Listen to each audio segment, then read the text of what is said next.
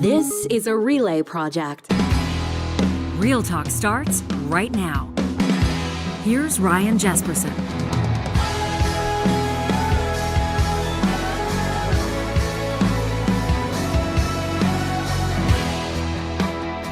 Well, we're grateful to have you here with us on this episode. It's Team Canada minus Alberta. That's the theme. You probably know. If you're a real talker, if this is your podcast, or if this is the YouTube episode that you're tuning into, you are an engaged citizen. You don't need us to tell you that the majority of Canada's premiers, all of them except for Alberta Premier Danielle Smith, met yesterday, hours before we're having this conversation. A meeting that kind of at the last minute included the Prime Minister, Justin Trudeau, met with members of the media and addressed Canadians after, talking about their plan to combat, or at least to try to dissuade, the President-elect Donald Trump from imposing what could be crippling tariffs on the Canadian economy. Now, there's been kind of a Team Canada approach to all of this. The premiers agreeing with the Prime Minister that there's got to be a way that Canada collectively can apply pressure to the White House, reminding the Trump administration of the importance and the mutual benefit of this trade relationship.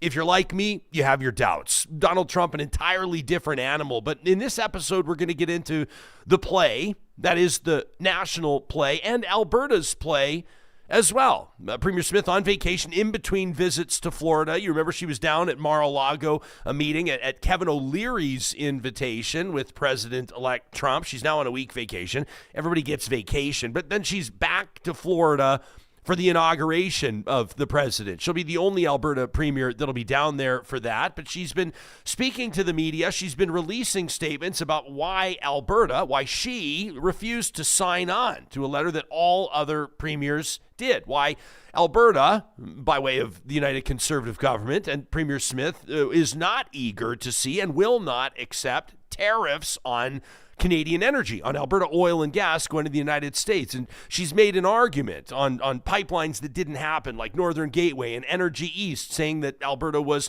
forced to go south. Alberta was forced to look at the United States as its number one customer for oil and gas. So now it's unfair to the economy in Alberta to try to clamp down on that, to try to use that as a bargaining chip to dissuade Trump from imposing the tariffs that he's threatened. Is it Team Canada minus Alberta? Is there more to it? Is it an astute play by the Premier? Is Alberta once again at odds with the rest of the country, including other prairie provinces? By the way, what's the right way to go about it? We're going to go around the horn. We're going to bring you what some of the key political statements look like, including that from Ontario's Premier Doug Ford. He's obviously fighting for his auto sector. We're going to bring in an economist, Moshe Lander, who I know will have his own thoughts on this. And of course, we'll be looking to our Real Talk live chat powered by Park Power. PNC Bio's not wrong. Our first comment catching my eye this morning, watching us live on YouTube, says Team Canada minus Alberta has been a reoccurring theme for the past 30 or 40 years. In some circumstances, yeah. And I'm not sure everybody loves it. Has it been effective? Ultimately, at the end of the day, that's the question, right? Like, how will premiers ultimately be judged? They'll be judged by their economy when they took over and when they left. They'll be judged by their unemployment rates. They'll be judged by the population growth or decline in their provinces. Very rarely are premiers judged by whether or not they can get everybody around the campfire singing Kumbaya. Oh, and by the way, who's doing the judging? Also a fair question that we'll get to in this episode, which is happening with the presenting sponsorship of Alberta's top online real estate school. That's Relo, online at relo.ca, where better real estate training starts. You can find Relo online, a great place to start your career. If you're considering a career in real estate, you don't want to go anywhere else. Why? Well, because Relo offers things, benefits, elements to their offerings that nobody else does, including a professional practice network, professional development webinars, and a whole lot more through their community. It's why so many people that have chosen Relo have found that their careers in residential or commercial real estate have boomed after taking these pre-licensing courses, the fundamental course, the practical course. If you're signing up for the commercial or residential real estate bundles today, make sure you use the promo code Ryan100. It'll save you $100 on both of those when you get started today at Relo.ca. So Alberta's premier once again going her own way.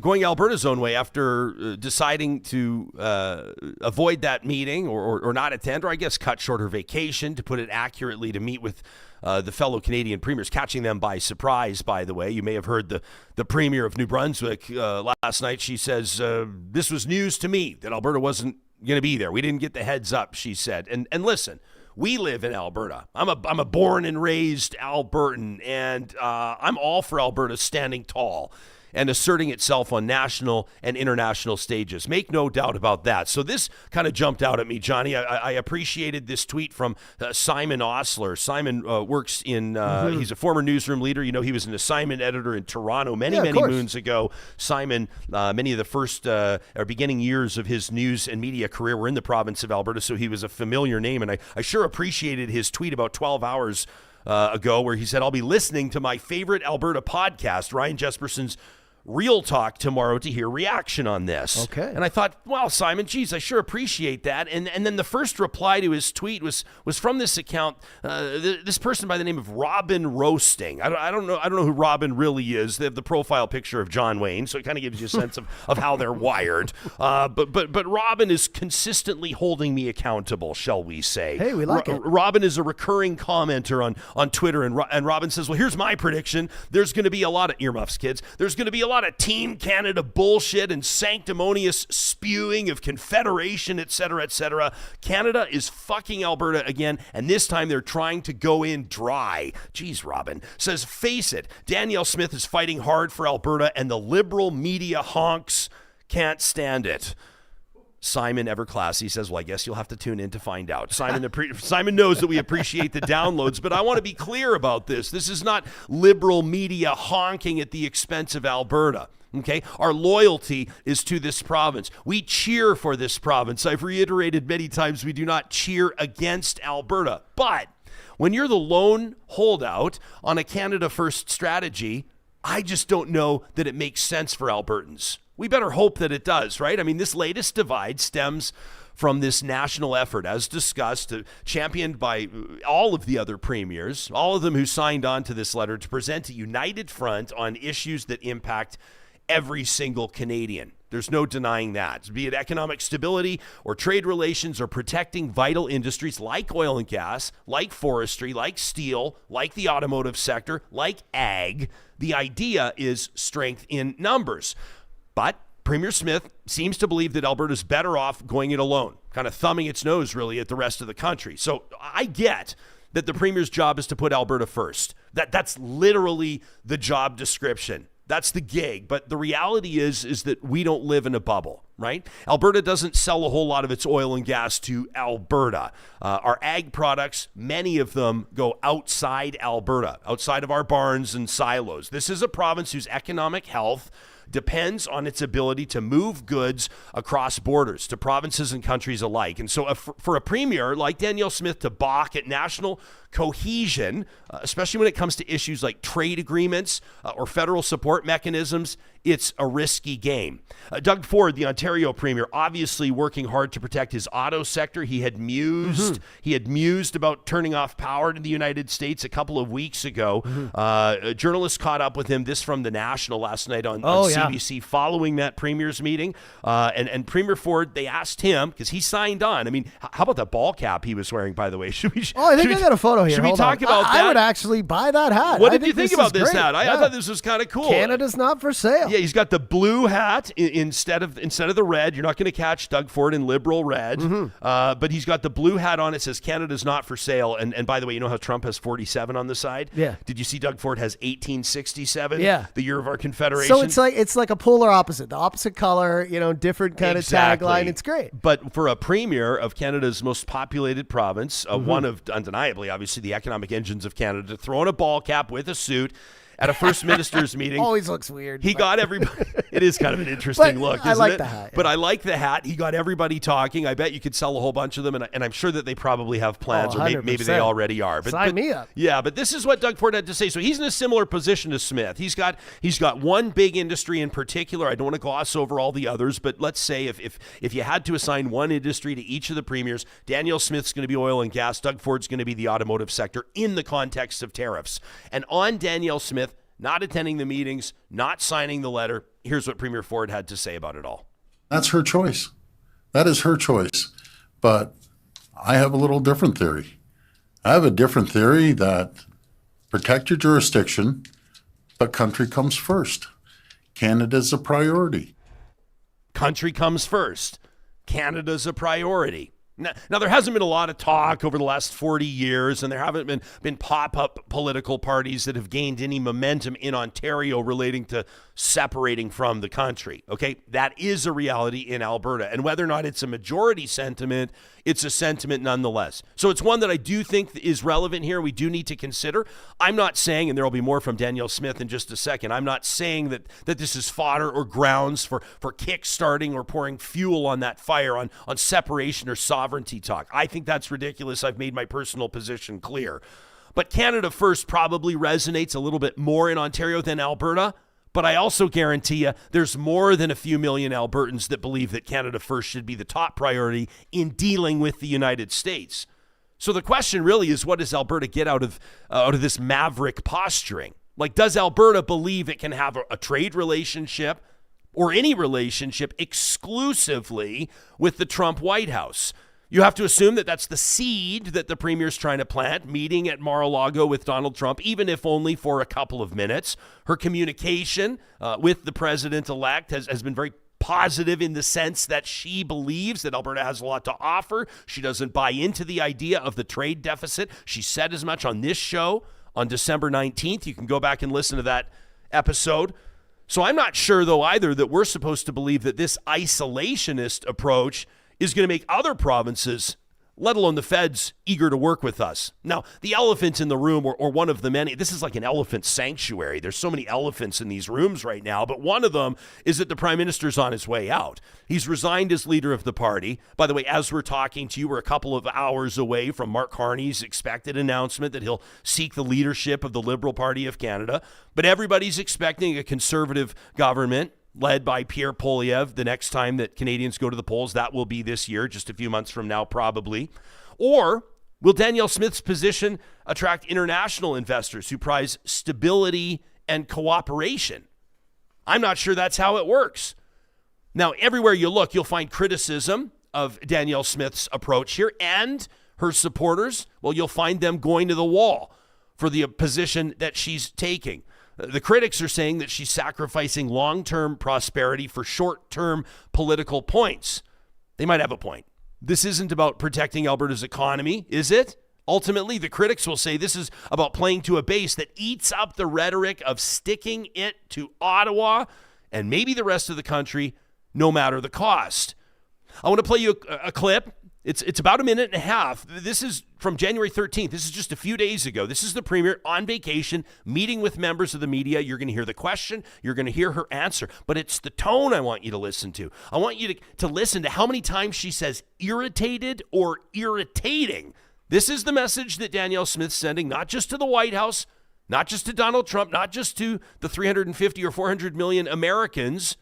This is the message that she is sending on behalf of Alberta to her fellow Canadians. You'd hinted a little bit earlier that if there is some sort of export ban on Alberta oil, that would precipitate a national unity crisis. From your perspective as Premier of Alberta, what does that look like other than, I don't know, people being mad in the streets? Or is it a separation referendum? Like, what are we talking about when you say national unity crisis? Well, I can't predict what Albertans would do, but as you know, the part of my strategy over the last 2 years has been to say that we can have a constructive relationship with Canada, and I would hope that would continue to be the case. Here's the thing I find irritating about Eastern politicians making that argument.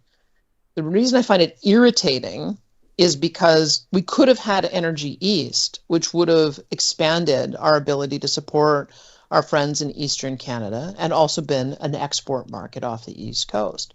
We could have had Northern Gateway, which would have expanded and supported export markets in a more substantial way off the West Coast. And Eastern politicians advocated against those things. And so we went to work on expanding our access to the United States with additional egress, with twinning, with looping. We did that because the rest of the country wasn't interested in having that conversation. So to now make the argument that that's a point of leverage is going to be very, very irritating, not only to me, but also to my fellow Albertans. If they want to start the conversation by saying, gosh, maybe we should have had Energy East and Northern Gateway, let's restart that so that we're not so dependent on one customer, I am more than happy to have that conversation. And I hope that's where the conversation goes. But having been so hostile to Alberta's interests and having canceled so many important projects that would have allowed us to have a diversified customer base, it's outrageous to me that they would even propose it. She is irritated. She's irritated. It's irritating. She believes her fellow Albertans are irritated. Andrew Coyne, one of my favorite political commentators, take him or leave him, but certainly one of the most prominent in Canada, one of the smartest people we've ever welcomed to this show, was moved by Smith's comments. He tweeted, "The implied threat of separation is outrageous." And you'll read in the comments, if you check out Coyne's tweet, a whole bunch of people are saying, where did she threaten to separate? She didn't threaten to separate. I think that the context of the journalist asking the question, there have been threats of a sovereignty movement in past, and then she says, well, I don't speak. I don't know what my fellow Albertans would do. I don't speak on behalf of them. So Coyne says the implied threat of separation is outrageous, but he says the rest of her argument, that having blocked Northern Gateway and contributed to blocking Energy East, thereby locking Alberta into exporting to the U.S., the feds cannot now in good conscience block Alberta from exporting to the U.S., is pretty hard to refute. So he's moved by it. Now, not everybody is. If you look at the responses to his tweet, there were a few comments that jumped out at me. A fellow by the name of Marco Henley, who I don't know, said, oh, thanks for East-splaining. I've not heard that before. Have you heard of East-splaining before? I kind of like it. Oh, Henley, I'm going to steal that, just so you know. He says Premier Smith did not imply a threat. She simply shared her opinion on the political consequences of shutting off oil exports, a national utility crisis. Again, is that really what Alberta wants to be threatening? He goes on to say, I appreciate her speaking frankly. I agree with her, and I know that others do too. But here's a couple of names that you will recognize if you watch this show. First off, Max Fawcett responds to Andrew Coyne. He says, number one, Northern Gateway was killed in and by the courts, which is true.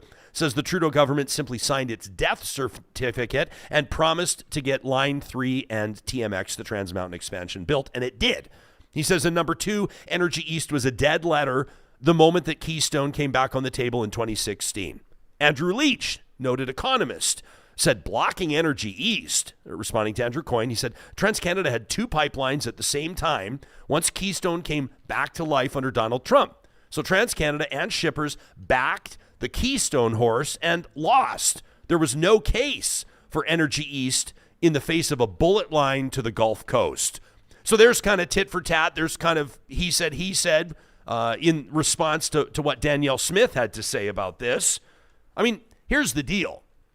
Before we get to economist Moshe Lander in just a quick second, smart leaders pick their battles, right? They know how to pick them. They know when to pick them. I got good advice once that was when you pick your battle, make sure you win it. What does winning look like here? I mean, you can stand up for Alberta's unique needs without alienating your peers, right? Former premiers have done it. Ralph Klein did it. Peter Naheed basically wrote the book on it.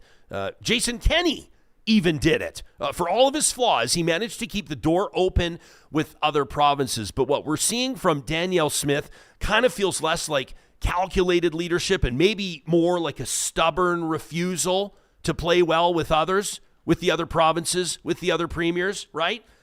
Albertans like us, like John, like me, like many of you listening here, deserve more than bluster and bravado.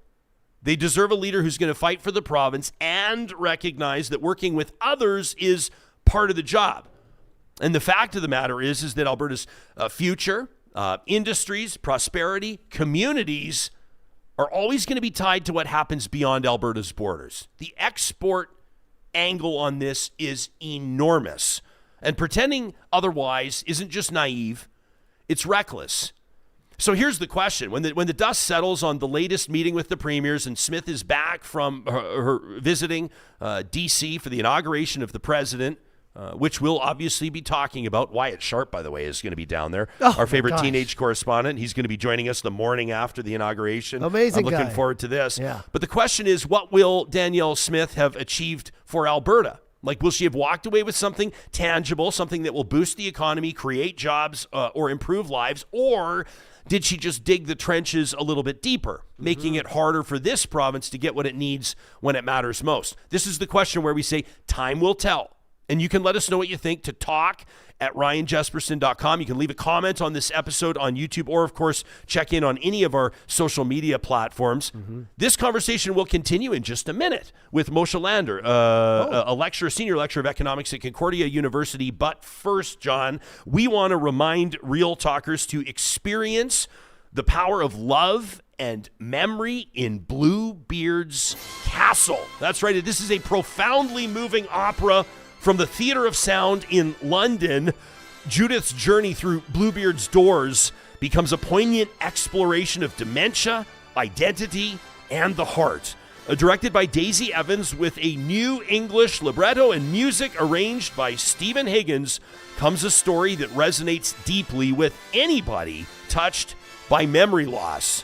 Don't miss Bluebeard's Castle, running February 1st, 4th, 6th, and 7th at the magnificent Jubilee Auditorium. You can get your tickets today to Bluebeard's Castle at edmontonopera.com. You know I had to hang tight to hear that. Beautifully done. While we're keeping it classy, why don't we remind you that California Closets is booking free consultations today to talk to some of their existing clients, their return clients, and of course new ones as well that are looking to install custom closets and storage solutions for the entire home. Nobody does custom closets and storage solutions like California Closets. I know some of you, as you're listening to this, you're thinking of that second bedroom or the guest bedroom downstairs. It's kind of doubling as a home office, but it's also a bit of a storage room. It's a bit of a mess. It sucks your soul out just a little bit every time you go in there. Or maybe it's your laundry room. You haven't found that favorite pair of jeans for 3 months. It's in one of the piles. Who knows? Where's your phone charger? Where's the spare tires? Where's the extension cord? Why do we have all of our wine bottles piled up on the kitchen counter? It looks like a frat house in here. California Closets to the rescue. You can book that free consultation today. Everything they do comes with a lifetime guarantee. They can work with any budget. You'll find them online at californiaclosets.ca. Our friends at Friesen Brothers want to remind you the first of every month, groceries are 15% off all purchases over $75 at all 16 of their Alberta locations. We want to give a big shout out to the team at Friesen Brothers, celebrating 70 years in business, still family owned. Since 1955, Friesen Brothers has proudly served Alberta, delivering fresh, local, and high-quality products to families across the province. This amazing milestone, 70 years, reflects their dedication to quality and, of course, the trust of Albertans over the years. So on behalf of Friesen Brothers, thank you for being part of this remarkable journey. Your support has made it all possible. Stay tuned. We're right here on Real Talk. We're going to be letting you know about what they're doing to celebrate all throughout 2025. And I also wanted to make a quick note to those of you that are thinking about money right now. You're thinking about the economy writ large, but you're also thinking about your own net worth. You're thinking about the wealth that you've built for your family. You know, for high net worth individuals, financial management cannot be about guesswork. It's about strategy. And that's where North Road Investment Council comes in. Their team creates customized investment plans to help you achieve your unique goals with confidence. North Road Investment Council is a steady hand and a studied voice to guide you through wealth and investing. Invite you to connect with Marshall and Carrie today by visiting their website at northroadic.com. East-splaining. East-splaining. I love that. You love idle. You don't like the word? Well, we're talking about the division and you know, Canada becoming, you know, against itself, province versus province. I think that's another thing that just adds to it. East-splaining. Come on. Yeah. I grew up in Ontario and now I lived in BC and now I live here. I love Alberta. I was born in the States, but love Canada, love Alberta, left Alberta, went back to BC, came back to Alberta. Yeah. Just because I love it so much. So, but you know, I go back to Ontario. I love it there too. BC is beautiful as well.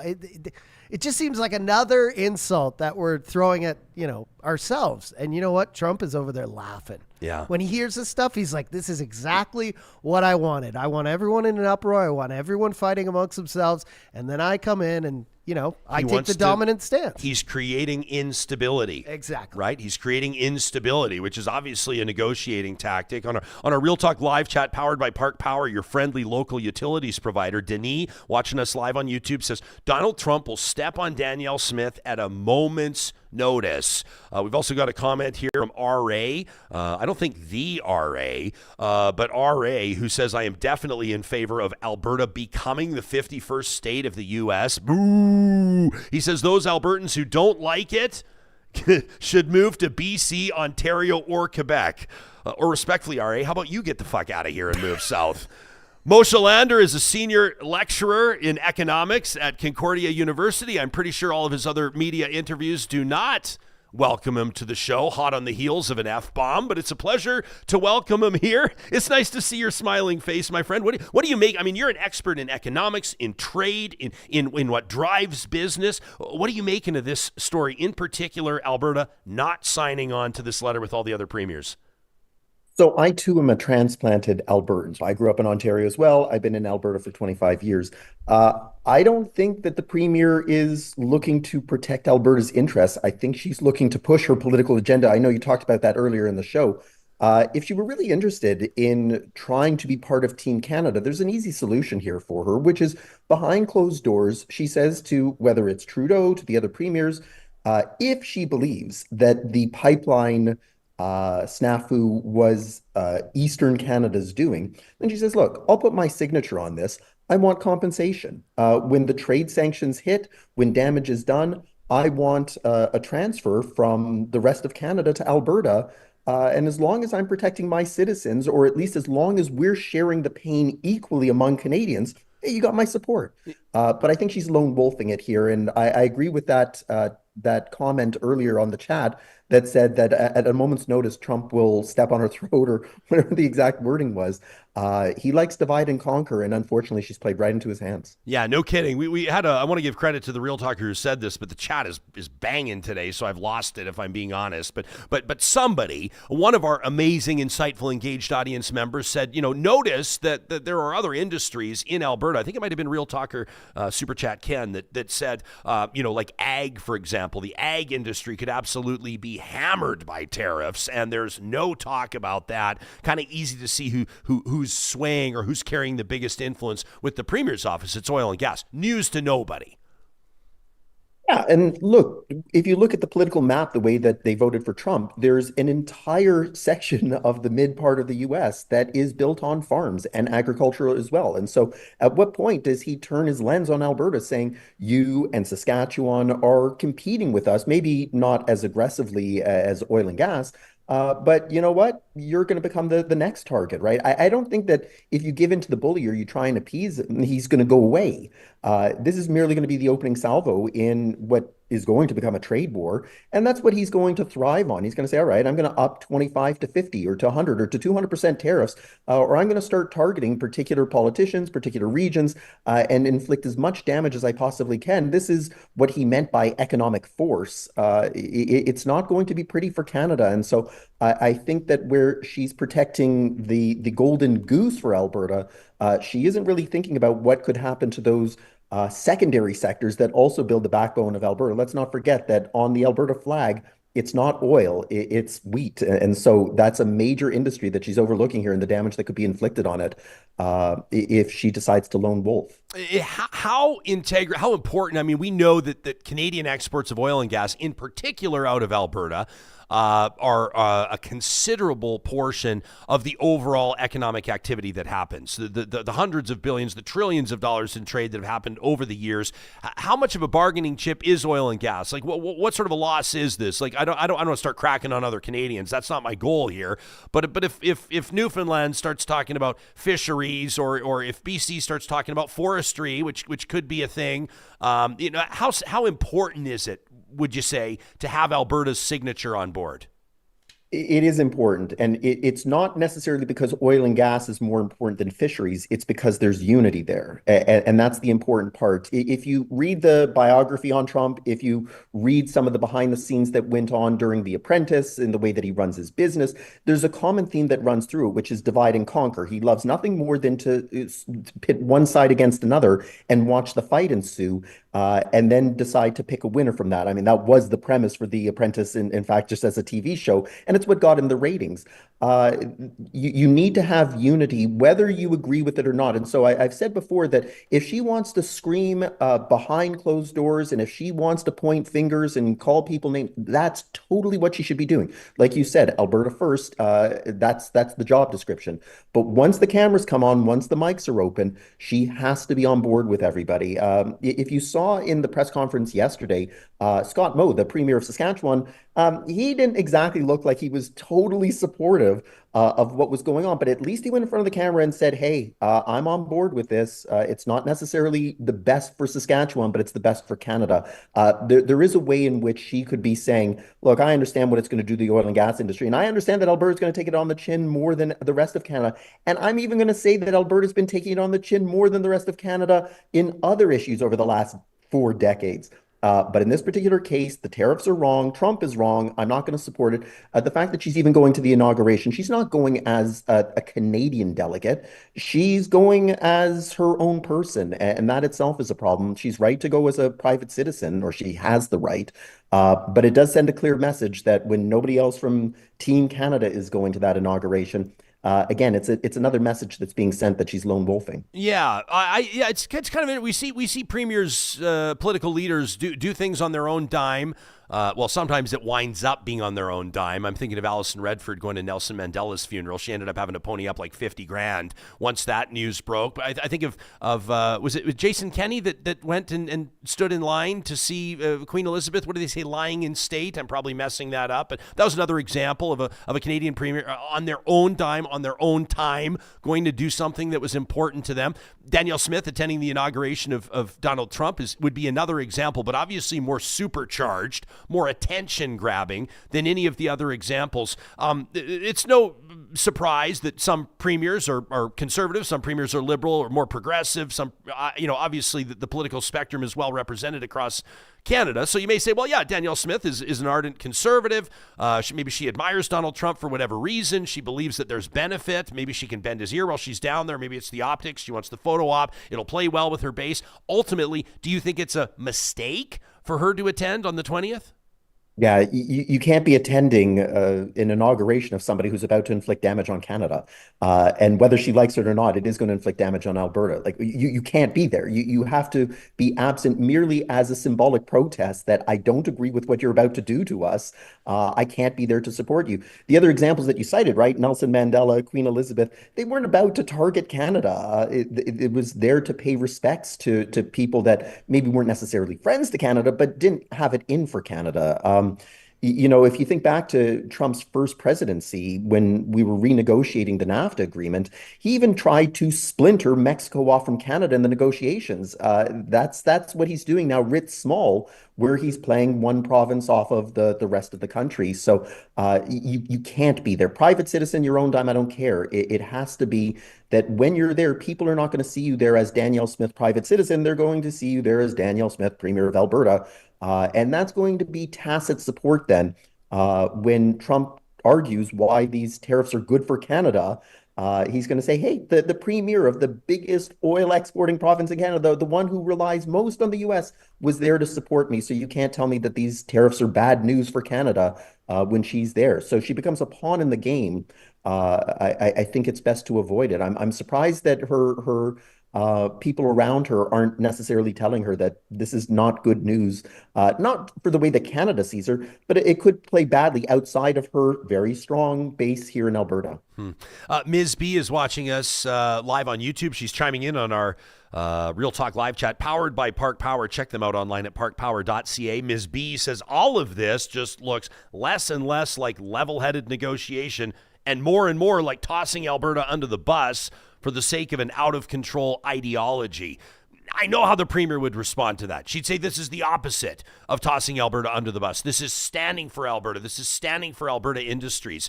Why don't we give audience members here, and we'll kind of talk about it for the benefit of those listening on the podcast. But here's a visual from the Observatory for Economic Complexity, and it gives you a sense. On the left, you're seeing Canadian exports to the U.S. for 2022. Those are the most recent numbers we have. A total of $438 billion, almost $500 billion.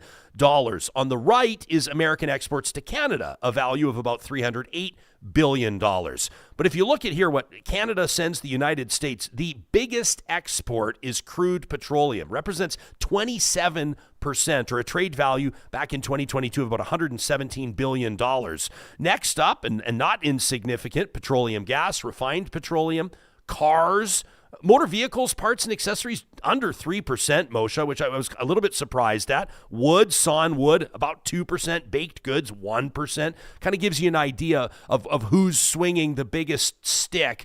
What else do you think might resonate with Americans? What else might resonate with Donald Trump? As the premiers, or as the prime minister for now, Justin Trudeau, is coming up with a plan. They're talking about where they think they can maybe not inflict pain. That's not the language they're using. But how do you get Trump's attention? What are some other industries? What are some other strategies that could be considered?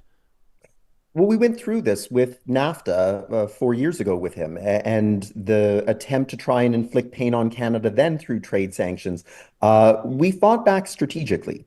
And the bad analogy that I'll give you, Ryan, is, I have a younger brother, and while we didn't fight much, if we ever did get into a conflict, I was bigger than him. And so if he would come after me, it was merely just a matter of putting my hand on his head. And even if he were trying to swing at me, his arms weren't long enough to reach. But he was smarter than me in that he realized all he had to do was drop low and kick me in the knees. And all of a sudden, my size doesn't matter, right? It's the same sort of idea here that if Trump is putting his hand against our head while we're swinging aimlessly at him, it's not necessarily that you have to hit the biggest areas. It's just you have to think strategically. So what we did 4 years ago was we targeted goods that were coming out of Kentucky, for example, like Kentucky bourbon.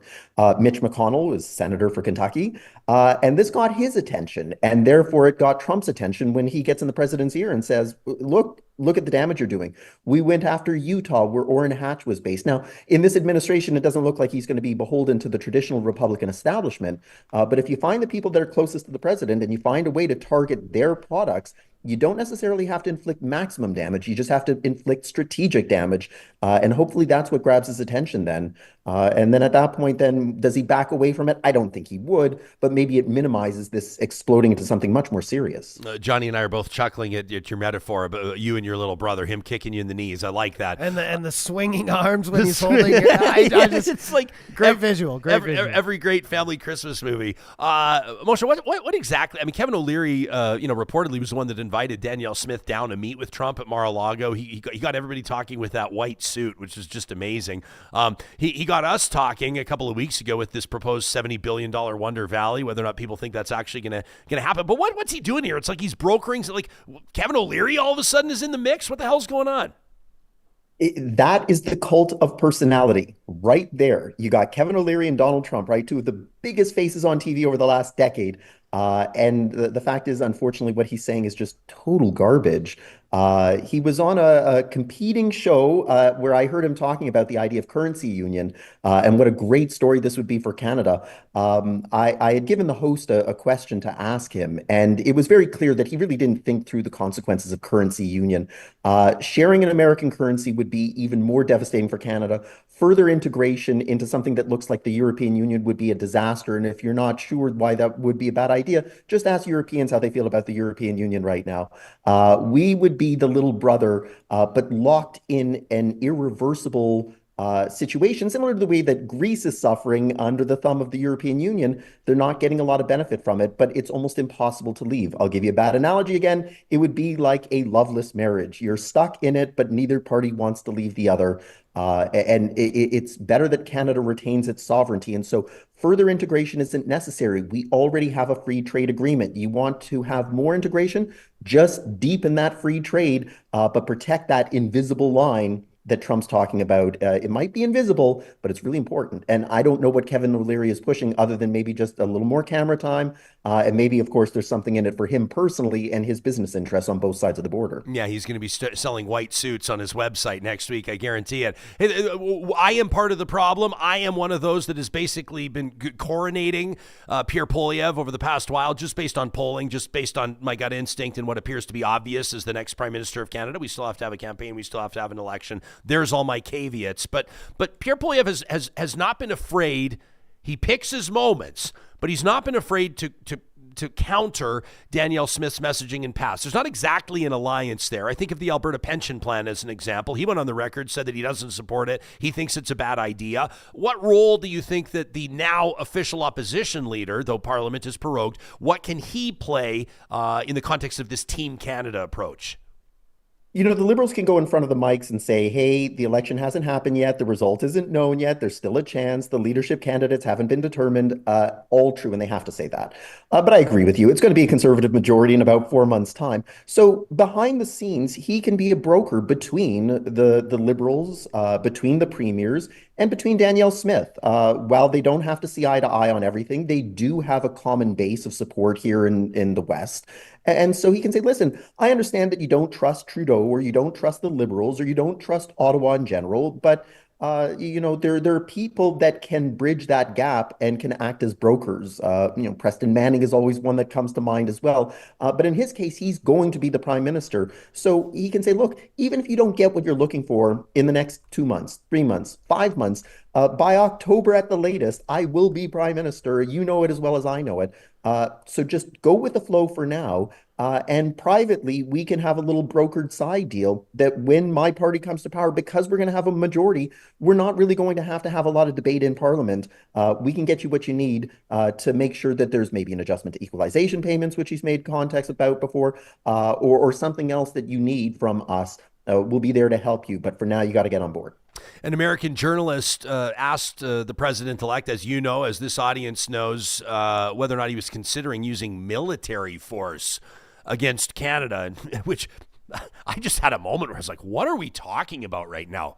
But I digress. He said no, but he quickly said economic force. How does that land with you, an economist? Yeah, what a terrible phrase to use. Sometimes the president just speaks off the cuff and then it becomes part of his wording later on. Economic force would be the idea that he could bring this economy to its knees by just increasing those tariffs without limit, right? I mean, there's a free trade agreement. There is a way that we could effectively sue him for improper trade practices. But we've also seen that he really doesn't respect the legal system, any of the judgments that come out of that legal system. So if he wanted to, he could say, you know what, I'm starting with 25% tariffs. You want to join the US yet? No? Okay, how about 50% tariffs? You ready to join us now? No? How about 100%? And at what point then does he weaken Canada to a point where we say, all right, maybe we're not looking for, say, a formal union, the erasure of that line, but he could certainly put us in a situation where we're on bended knee, giving him whatever he wants. I think if he looks a little bit closer and if his advisors kind of whisper to him, there is no real way other than military force that he could force Canada into the US. It would require the dissolution of the Federation. It would require the federal government, each of the provinces, each of the territories, as well as the US states to agree to it. He can't even get Puerto Rico in as the 51st state. Not that he wants it, but maybe Puerto Rico does, and maybe a left-wing government would. But you think he's going to be able to absorb Canada? It's not going to happen. But of course, it's distracting us these days where we're talking about that, maybe more than tariffs, maybe more than how to counter those tariffs, or maybe more than focusing on diversifying away from reliance on the US. And again, it's playing right into his hands that this becomes the phrase then that's obsessing us rather than focusing on the real matter. I was talking to a buddy the other day. He's a business leader of a significantly sized company. They do a significant amount of revenue. And he was kind of talking to me in hushed tones about how when the dollar rises and falls, it has an impact on his business. And I know him to be a person who operates in good faith, and he's a good person, and he's an ethical business person. But he kind of said, he goes, you know what, like, honestly, like when we get hurt, generally speaking, as a nation, he goes, like, our business does really well. He says it's kind of like a weird situation. it's like people whose businesses boomed during COVID when everybody else was losing their business. You know what I mean? So he was talking, I appreciated the spirit of his comments, but let me ask you, I mean, ultimately, where do you think this could go? How low could the dollar fall? What should people be prepared for?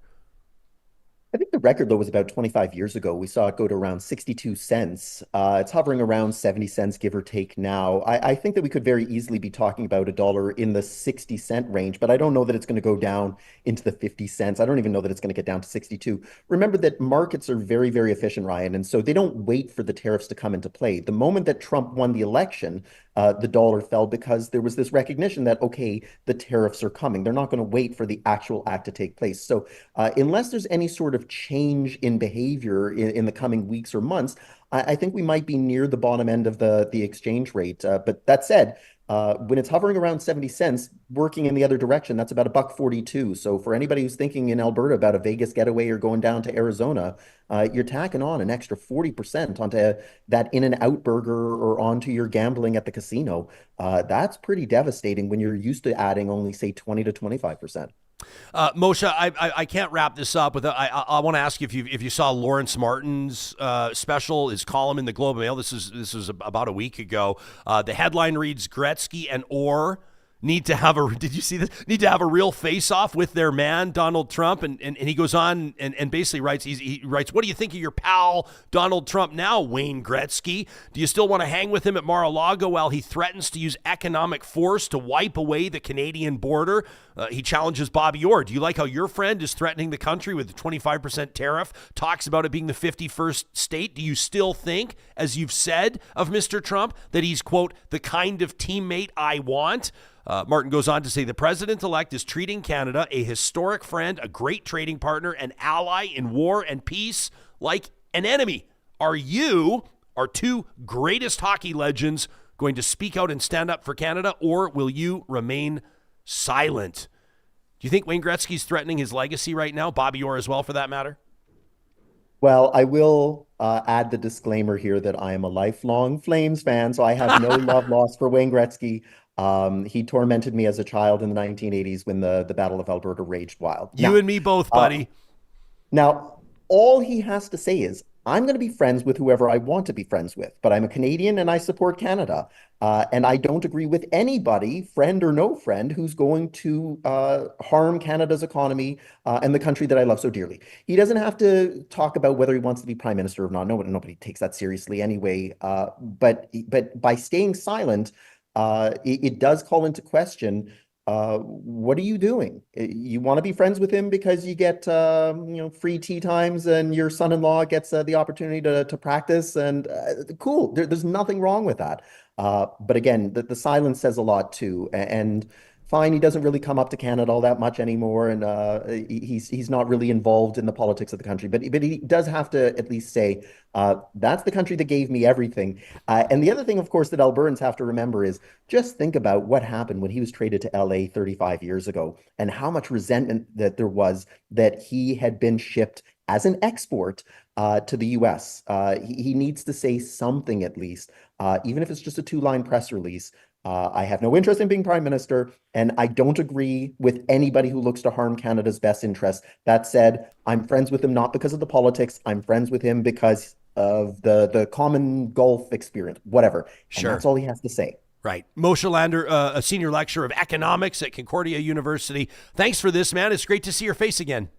You as well. Let's not make it another 5 years, huh? Well, hey, let's. I didn't give the background. Let's let people know. You and I used to talk all the time when I was on this terrestrial radio station, and for whatever reason, we kind of lost touch. And you reached out like a week ago, and it's so good to be back in touch with you. You obviously, I love your takes, I love your approach, and we'll look forward to welcoming you back soon. Anytime. All right, brother. Thanks very much. Take That's care. Moshe Lander, senior lecturer at Concordia University. Let us know what you think to talk at ryanjesperson.com. I want to note in our live chat, there's so many good points in here. You got to watch us live weekdays at 8:30 Mountain, 10:30 Eastern. The conversations that unfold are unbelievable. I saw that Sharon was in there. She was saying she says Alberta right now is on Treaty 6 and 7 territory. She said, like, nobody's even talking about the treaties, and it pisses me off. How about this one? I love this from Jonathan in the chat. He says, honestly, I just want politics to be boring again.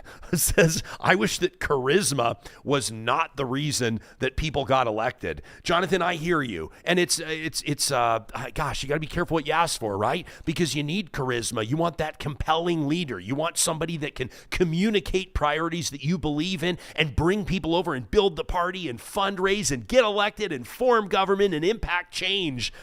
And then sometimes you just want folks that plot that steady course, that keep it on the tracks, that stay focused.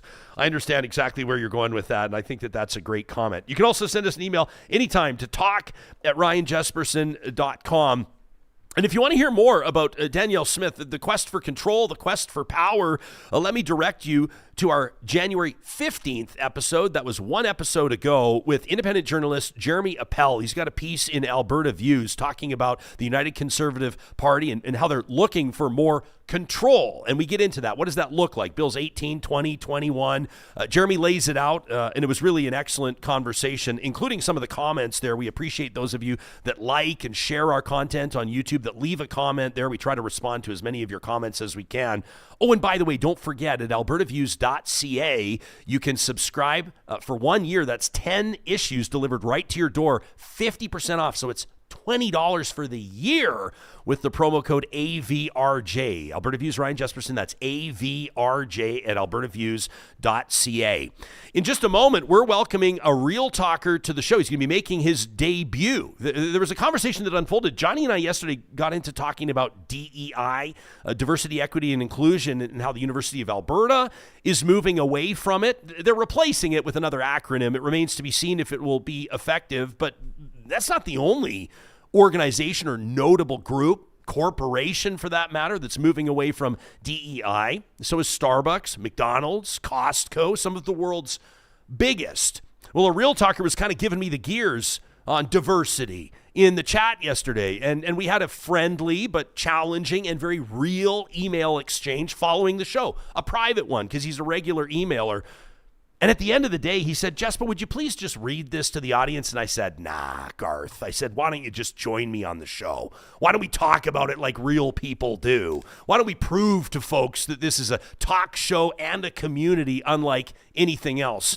And so Garth's going to make his Real Talk debut coming up in just a couple of minutes. First, I want to invite you to join me, you and your colleagues, those movers and shakers that make business happen on January 25th at a grand celebration. That is the Edmonton Chamber Ball 2025. It's going to be an absolutely fabulous night, a black tie affair at the Edmonton Convention Center. And of course, this is your golden ticket to the hottest night in Edmonton's business scene. We're talking top-tier connections, phenomenal food, and an electric energy that will remind you why Edmonton is the best place in the country to do business. This is Edmonton's biggest business party of the year as we bring together the city's movers and shakers for a night of big ideas and even bigger celebrations. I'm going to be on the stage with CEO Doug Griffiths, and there's going to be a room full of people. It's close to sold out, by the way. I checked in with them yesterday. I think there's 2 tables left. We're going to be, of course, celebrating those who keep our city on the map, and I guarantee it's going to be a blast. We'll cheer on 6 incredible Edifier Award winners. We'll welcome the incoming board chair and enjoy a carefully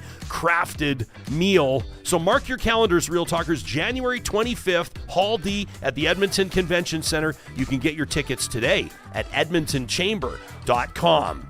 I also want to remind you that UCAN Youth Services has their comedy nights coming up in March. I'm so excited to be attending this. You can check out ucan.ca for more. This is a big initiative of theirs to fund some of their programs. They help young adults in at-risk situations find paths to education and employment. It's amazing what they do. You can read about it at ucan.ca. But their comedy nights are an opportunity to pick up a couple of tickets or host a table like I'm doing with your friends, maybe some folks that you think the message might resonate with. March 10th through 12th, 17th through 19th at Starlight Casino in the comic strip. Notable comedians, and of course, all for a great cause. UCAN Youth Services has tickets available now at ucancomedy.com, and they're also looking for silent auction donations. If this resonates with you, if you know a young person whose life has been transformed by the team at UCAN, you can find them online and get your tickets today at ucan.ca.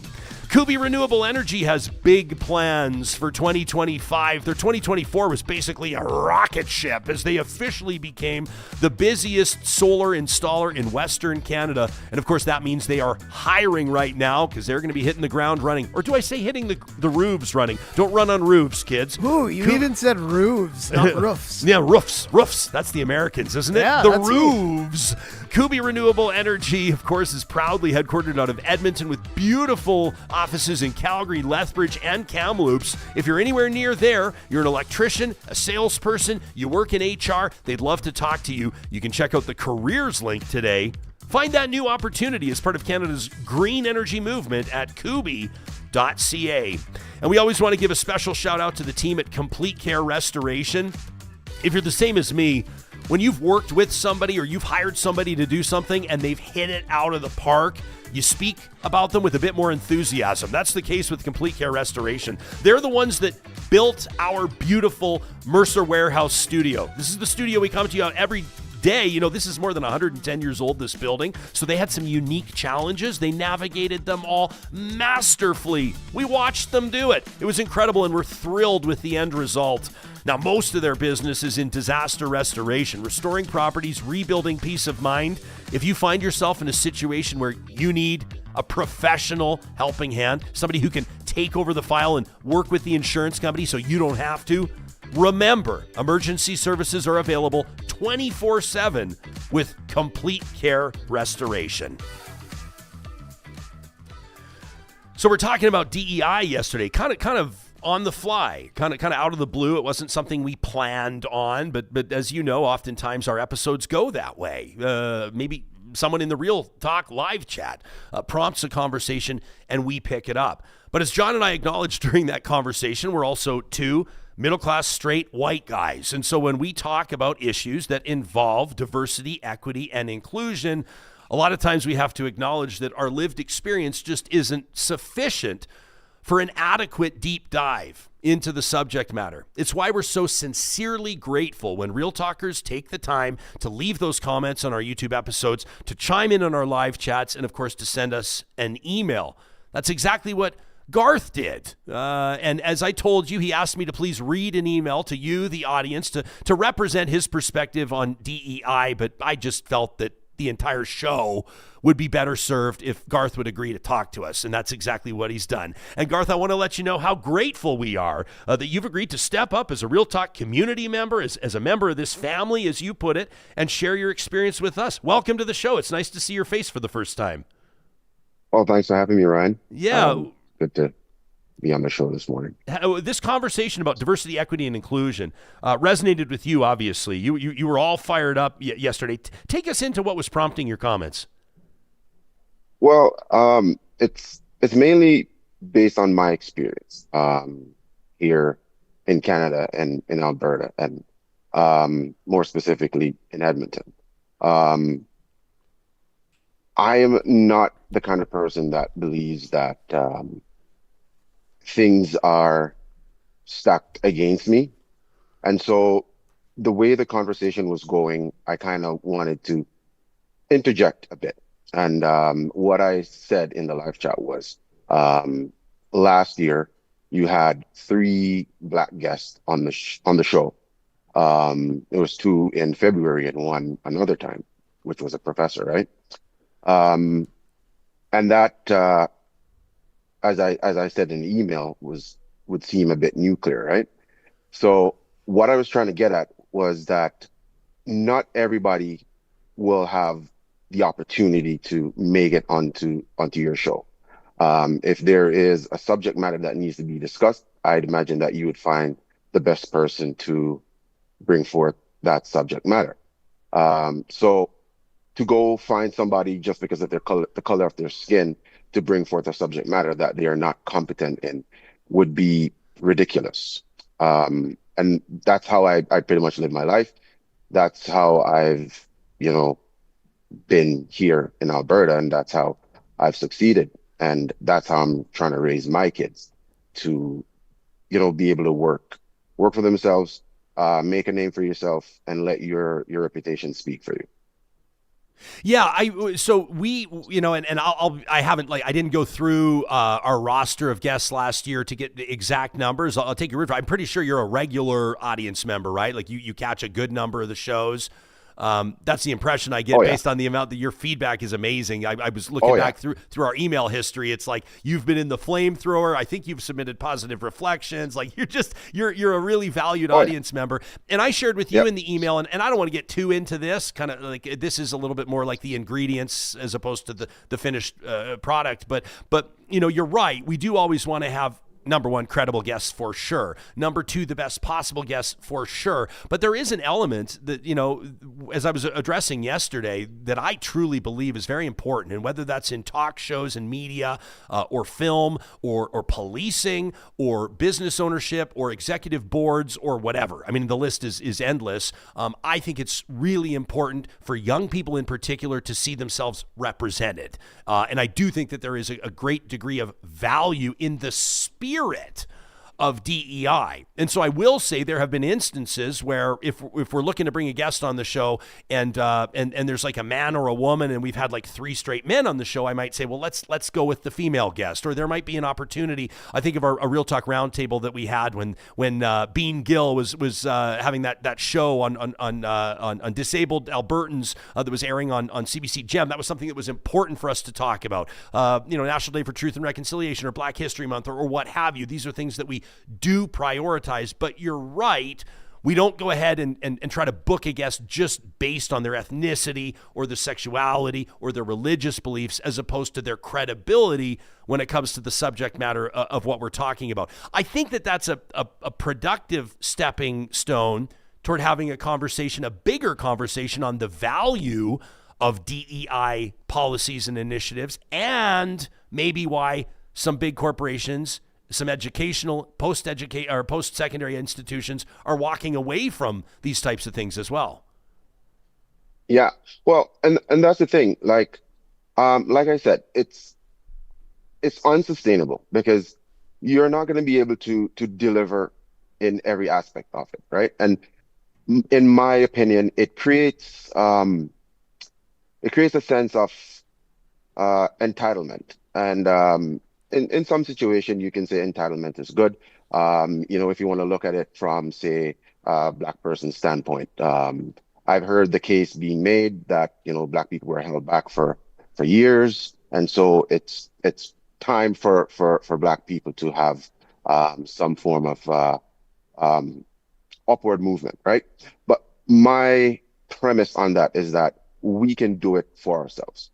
We have everything that is needed to do it for ourselves, right? And as I said in the email, I don't want a white person, a Caucasian person, or anybody else to shortchange themselves or to take a step back so that I can win, right?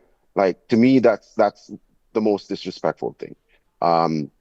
There's a story of a former prime minister in Jamaica that was seen to be too friendly with the Soviets, right? And I think it was Jimmy Carter at the time that kind of approached him and, made threats. And he said, as Jamaicans, we would rather walk through this world on our feet than crawl on our hands and knees. And that's how I kind of see it as Black people. Like, yeah, we don't want gatekeepers in the way. We don't want people standing in the way, but we don't want someone standing at the door handing out treats to us, almost like it's a pity kind of thing, right? So I believe I can work for myself and I can get myself qualified and I can get myself there. The only thing I ask is just no one stand in the way. Equal opportunity, right? But you don't have to put your thumb on any situation, right? I have a 2-year-old son. He's going to grow up. He's going to go to school. He's going to get into the work world. He's going to have friends. I don't care what color his friends are. They could be white. They could be Black. It doesn't matter. I wouldn't feel good to know that my son got an opportunity and him and his friend are working as hard, studying and doing what they need to do. And he got chose simply because he's Black, right? I think that's unfair. Yeah, Mariah's watching us right now. She's a very talented filmmaker and content creator. She's been on the show before out of Grand Prairie. She says, I just don't want to be known as only chosen because I'm black. She says, I want my talents to be seen as they are. Garth, I want to read a little bit from your email because this is what really resonated with me. And by the way, you signed off Garth La Beach, the black guy with the white guy name, which I thought was amazing. But you said, Jespo, my intention with my comments in the live chat was to illustrate that while we as black people appreciate the olive branch, we also recognize how that same branch can later be stripped down and weaponized against us. You say, as you're telling us here in the interview, you have a son and a daughter who will have to work for their place in society, the same country that you migrated to and worked hard to earn your own blessings. You say, my efforts have allowed me to give them a life of privilege, but life is cyclical. We have a chance to break certain cycles and change how they reappear. You say the sins of the past are exactly that, but their effects are still felt today. And as black people and descendants of slaves, we want to move forward and build for ourselves, not be pitied or held back as, quote, poor children of slaves. That really landed with me. Yeah. And, that's exactly how I see it, right?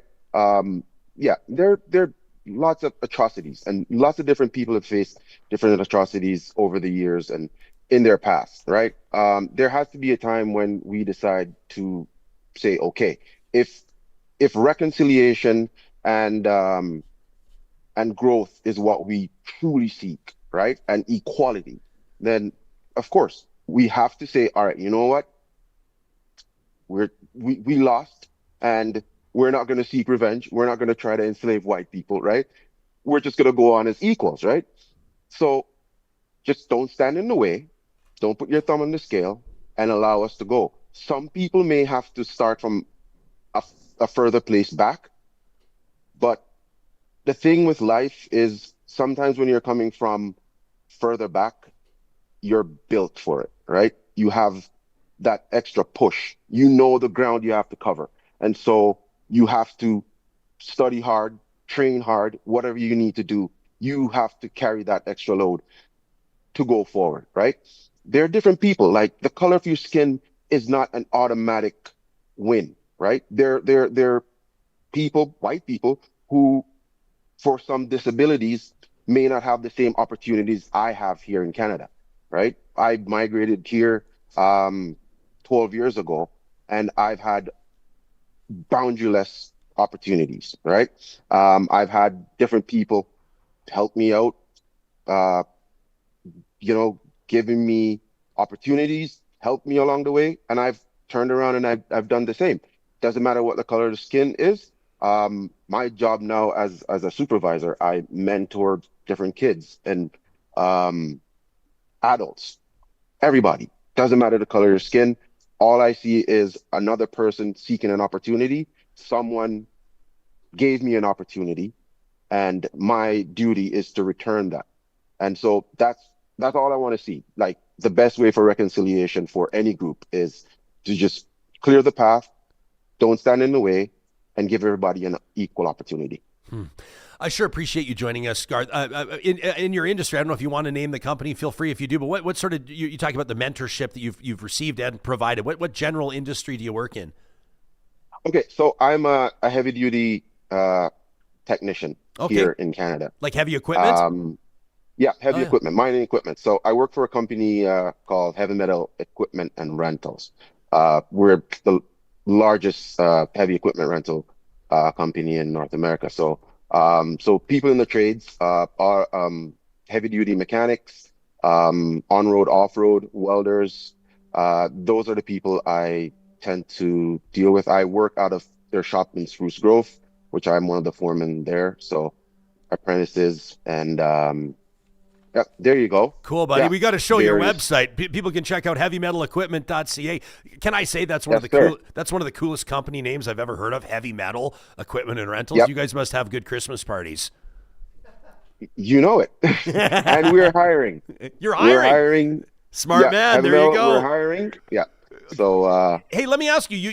I was laughing about how you signed off your email. You said that, the Garth La Beach, the black guy with the white guy name.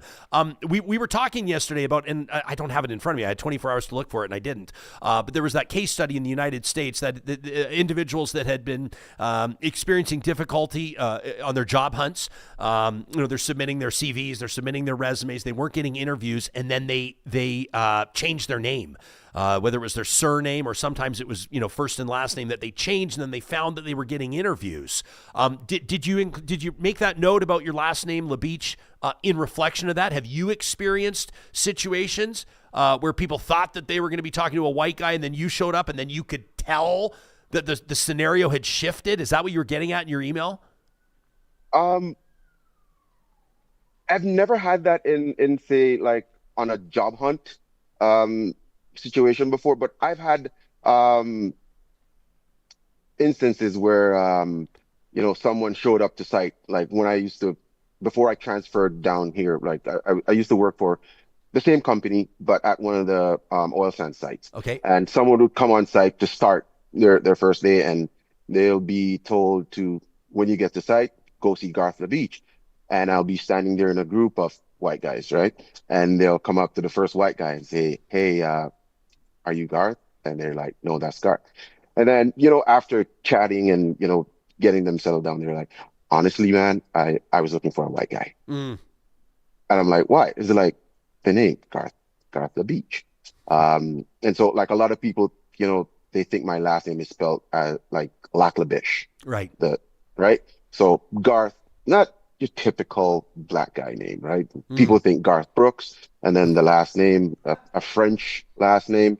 Come on, you're not gonna expect to see a black guy, but yeah, it's all good.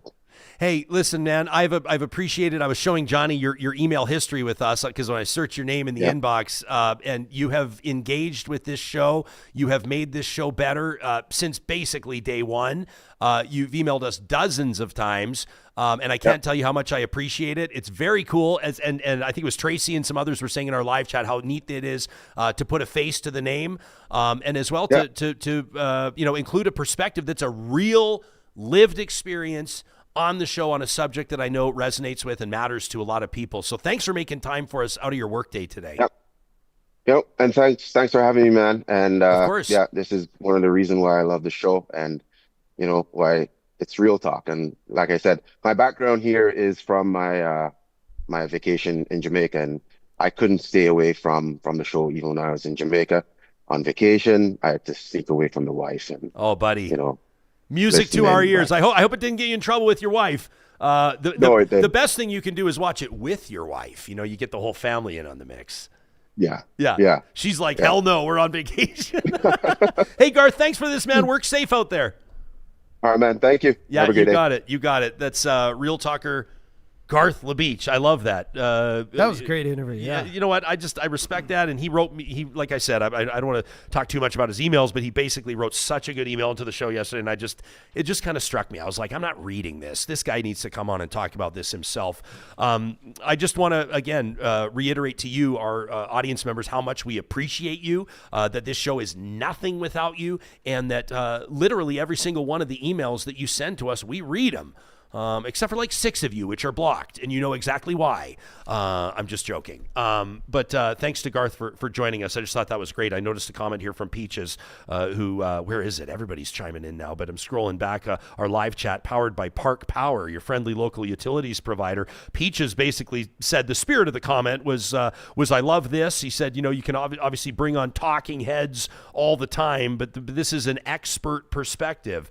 And said, I appreciate you welcoming Garth to the show. That was the spirit of the comment, Peaches. I apologize, I can't track it down here, but I just thought that was great, and I really appreciate. Oh yeah, here it is. Great guest, says Peaches. Anybody that promotes individual responsibility has my ear. If you want real talk, get real talkers on the show, not some talking head that may know nothing of the real world. And there's an element of truth to that. It's kind of funny. I remember back in the day, like certain politicians, they just won't do interviews, or they won't do interviews with certain people. They won't do interviews on certain shows. Yeah. And I've experienced that pretty prominently sometimes. Jason Kenney famously would not do interviews with me after Charles Adler and I kind of went up one side of him and down the other. And and I remember getting hauled into my in radio, kind of your GM would be called, like your program director, the person in charge of the content. So my direct boss, the person that I reported to. And we had a meeting that was a little uncomfortable, and he basically said, "What's your plan here? Like, what's your plan? If the premier won't talk to you and you're our flagship talk show from 9 to noon, what's your plan?" And I said, well, number one, we market ourselves as the show that the premier won't do, right? He's afraid to come into the show. That's how we're going to market it. And number two, I'm not 100% convinced that everybody always wants to hear from the politicians, right? I think it's important to get premiers and the prime minister on the record. I think that interviews with the opposition leaders are very important. Obviously, what's your plan? Basically, what we're going to hear from Naheed Nenshi in just a quick second. And I think that's important, but like, how many interviews have you guys, and I don't even want to point out that like not every interview, even on this show, is a home run. Every once in a while you get a government minister on here and you're just like, when is this going to be over? This is the most boring content that I've ever heard in my life. And then you hear from somebody that's like your average ordinary person, just one of us, just another person making their way through life, but an issue resonates with them. Either their kid who requires extra supports in the classroom isn't getting those supports, right? Or they don't have clean drinking water where they live. Or the wildfire took out their entire home, their business, and everything else, and they've got a lived experience on what that's like. I got a video yesterday, a brief video from a counselor in the town of Jasper, Wendy Hall, who's been on this show before. She was I think she was our first interview, after that town experienced that horrific wildfire on the 22nd of July.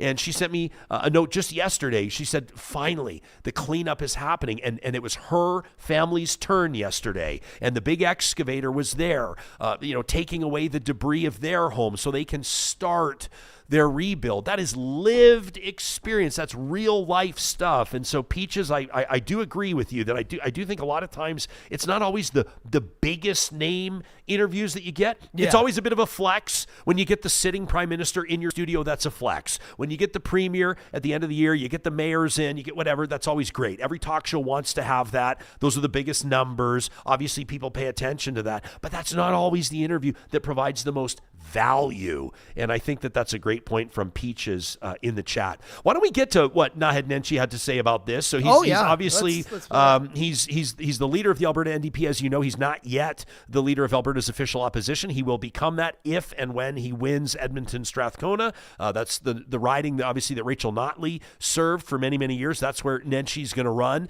to get his seat in the Alberta legislature. But, of course, everybody's wondering, how would the Alberta NDP manage this looming crisis, the threat of trade tariffs from Donald Trump, if Naheed Nenshi was premier? And here's what he told Albertans just a few hours ago. All right, we'll get to that video in just a quick second. Give me the thumbs up. Let's, Hi, I'm Naheed Nenshi, leader of Alberta's New Democrats, coming to you from Fort McMurray. This region is so important to Alberta and so important to Canada. It is, in fact, the part of Canada that relies on exports to the United States more than anywhere else in the country, which means that starting next week when President Trump is inaugurated, his threat of tariffs will hurt us all as Canadians, but will hurt this region even more. So we need a provincial government that's willing to stand up for Canada, to stand up for our sovereignty, and to stand up for our economy. And I'm sorry to say, we have a premier who seems to be auditioning for a permanent job on Fox News, or maybe a permanent job as President Trump's press secretary, instead of standing up for workers and standing up for everyday Albertans. Today, as we're filming this, the premier refused to sign on to a joint statement with the other premiers in the federal government saying we will fight for Canada. Instead, she wants to fight for herself, not fight for working people. Look, folks, you can't play poker with your cards face up. You can't go to a used car lot and say, this is the car of my dreams, take my money now. And that seems to be this premier's negotiating strategy. I was actually happy when I saw that she went to Mar-a-Lago to meet with Trump. I thought good for her for getting that access. What did we get out of it? In her 2-minute meeting with the president, she complimented him, she talked about how great he was, and he told her that the tariffs are coming. She's not accomplishing anything. And at a desperate time like this, we need smart, grown-up government. We need an approach, a Team Canada approach, that looks out for the best interest of every Albertan, and we just don't have it today. So here's what we do need. We need a solid negotiating strategy, a unified negotiating strategy. We need a plan for Alberta for every contingency. So in short, if we tariff our oil and gas going to the US, how are we going to increase our export market capacity? You can't build a pipeline overnight, but can we do more oil by rail? Can we ensure that the Trans Mountain expansion, thank you Rachel Notley, is operating at full capacity towards export markets? We have a lot of serious work to do, and the Premier hasn't shown any interest in actually doing that work. So let's look at some of our other leaders. From Jean Chrétien to Stephen Harper to Jason Kenney to Doug Ford in Ontario to Wab Kinew and David Eby in Manitoba and British Columbia, who were all saying it's time for us to fight for Canada. Danielle Smith, are you listening? That released by Naheed Nenshi with the powerful music behind it. Live from, or not live, it was recorded in Fort McMurray. I see Alberta Ganger in the live chat who says, hey, he's coming to us from my hometown. I'm glad you chimed in, Alberta Ganger, because I missed an opportunity to thank you for $5 in the super chat yesterday. Don't think I didn't see it. So thanks for being back here again today. I thought that was a great comment. Number one, I give Nenshi credit for acknowledging that it was not a bad thing that Danielle Smith made her way down to Mar-a-Lago to get a meeting with Trump. He said, good job on getting the access. I appreciate when politicians can give credit, either when credit's due or when it's maybe not going to play most popularly with their base. I guarantee there's a lot of NDP supporters that are furious that she was down in Florida, that think it's ridiculous that she took even 5 minutes to try to prioritize an audience or a meeting with Donald Trump. So I give Nenshi credit for that. I liked his metaphor, the visual picture of playing poker with your cards facing out. And ultimately, people are going to be asking him more and more and more. There's no provincial election coming anytime soon. So keep that in mind. But people will be asking more and more, what's your plan? What's the alternative? What would you do in this situation? And so I think that that's valuable there.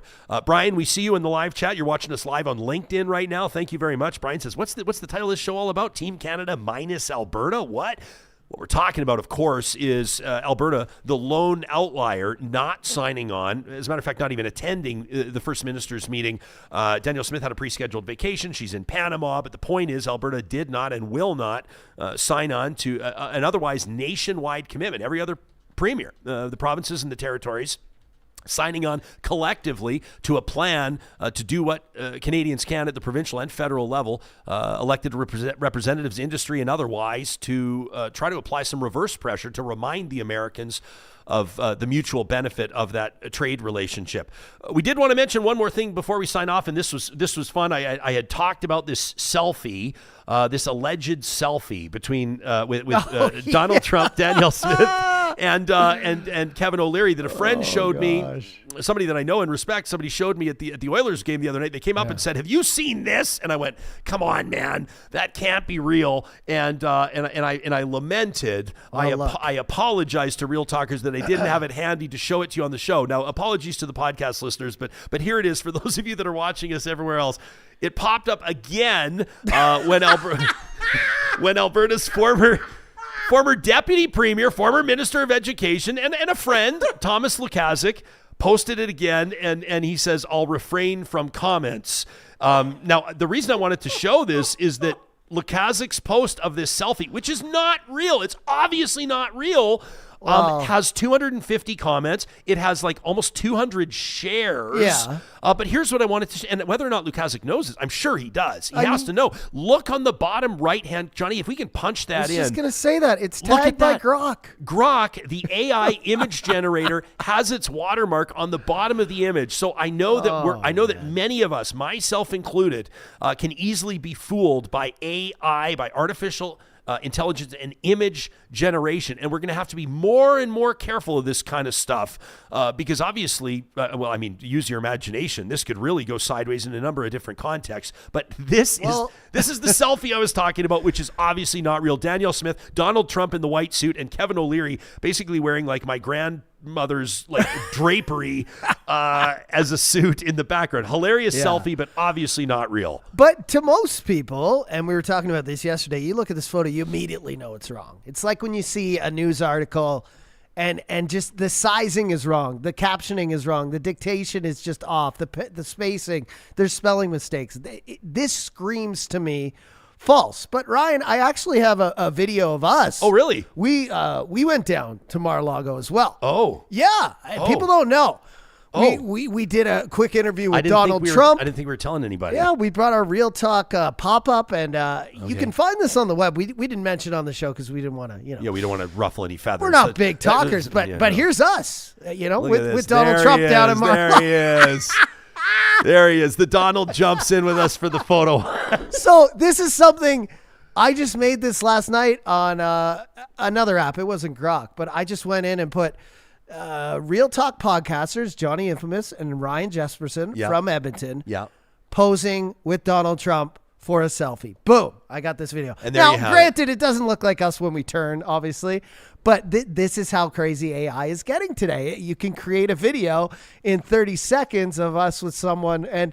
But to us, again, you look at that and we know that's not right. I'll tell you what, man, that's freaky at how easy that is, right? Yeah. That's 30 really, seconds. really Took 30 freaky how easy it is to create something, to generate something that's absolutely not real. And you think of how that kind of stuff could be weaponized. It's really pretty wild. Well, that's why I like that you talk about it often, and we're not scolding people. We're not saying, we love our listeners, and it's not an elder abuse thing, as I've often people have shoved at me. But you have to be conscious of this. You have to don't stray away from AI. Learn it. Learn what it looks like, and learn how you can prevent against scam artists who are going to. They're already doing it now, but I get emails every day. I get phone calls now that are AI. So you want to protect yourself. Don't shut yourself down to AI and be scared of it. Educate yourself. Tracy right now says, Johnny, will you please stop showing that? It's scary. Really Murray says that version of Trump is a huge improvement over the real one. A lot of you were just saying that's creepy, that's scary. It's just, it's weird. It kind of it took away my chin. It didn't do much with my jawline. Here it is again. But what I'm saying is, Ryan, we're at the start here. Imagine in 5 years. That's going to be a perfect video. Right? Yeah, no kidding. We want to know what you think about what you heard here on the show. We want to also let you know, obviously, that Mark Carney's announcement, it has not happened at this point. While we're recording this episode of the show, while we're streaming this live, it is expected. It will happen, quite frankly.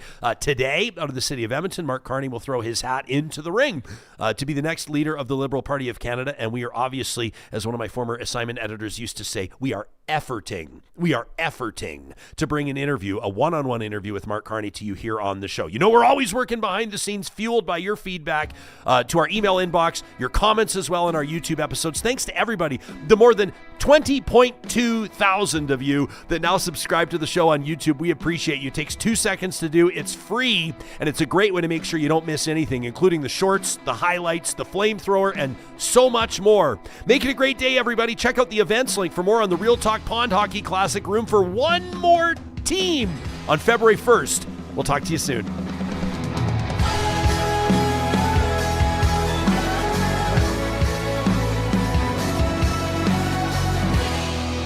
Real Talk is hosted by Ryan Jesperson, executive producer Josh Dunford, technical producer John Hicks, general manager Katie Cook-Chivers, account coordinator Lawrence Derlego, human resources Lena Shepard, website design Mike Johnston, voiceover by me, Carrie Skelton. Real Talk's editorial board is Supriya Dwivedi, Ahmed Ali, Brandy Morin, Ann Castleman, Corey Hogan, Harman Candola, Catherine O'Neill, and Chris Henderson. Member Emerita, Julie Rohr. Real Talk is recorded in Edmonton, Alberta on Treaty 6 territory, the traditional and ancestral territory of the Cree, Dene, Blackfoot, Saulteaux, and Nakota Sioux, home to the Métis settlements and the Métis Nation of Alberta. Real Talk is a relay project. For more, check out ryanjesperson.com.